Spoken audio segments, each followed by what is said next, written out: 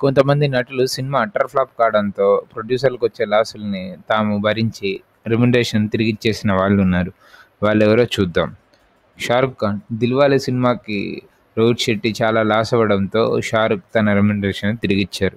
'విజయ్ దేవరకొండ' 'లైగర్' సినిమాకి producers and distributor loss అవ్వడంతో 'లైగర్'లో తన రెమ్యునరేషన్ తిరిగిచ్చారు విజయ్ దేవరకొండ.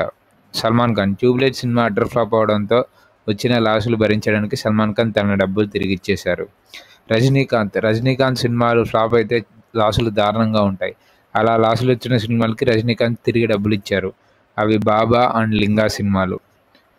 'శాకుంతలం' సినిమాకి సమంత తన డబ్బుల్ని గుణశేఖర్ గారికి రిటర్న్ ఇచ్చేశారు. జూనియర్ ఎన్టీఆర్ 'నరసింహుడు' సినిమా అట్టర్ ఫ్లాప్ అవ్వడంతో తన రెమ్యునరేషన్ 4 కోట్లని తిరిగిచ్చేశారు జూనియర్ ఎన్టీఆర్ ఆ సమయంలో. Ram Charan 'orange' cinema flop అప్పుడు మరియు 'వినయ విజయరామ' సినిమా ఫ్లాప్ అప్పుడు తన సినిమాల రెమ్యునరేషన్‌ని తిరిగిచ్చారు రామ్ చరణ్. మహేష్ 'కలేజా' సినిమా ఫ్లాప్ అవ్వడంతో ప్రొడ్యూసర్స్‌కి తన రెమ్యునరేషన్ తిరిగిచ్చేశారు. పవన్ కళ్యాణ్ 'పులి' మరియు 'అజ్ఞాతవాసి' సినిమాల్లో లాసులొచ్చినప్పుడు డిస్ట్రిబ్యూటర్స్ కోసమని ప్రొడ్యూసర్స్‌కి తన remuneration తిరిగిచ్చేశారు.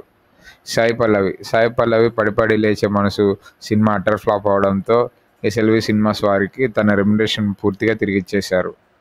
Raviteja 'Ramarao on duty' సినిమా దారుణమైన ఫ్లాప్ అవ్వడంతో తన రెమ్యునరేషన్‌లో తిరిగిచ్చేశారు రవితేజ.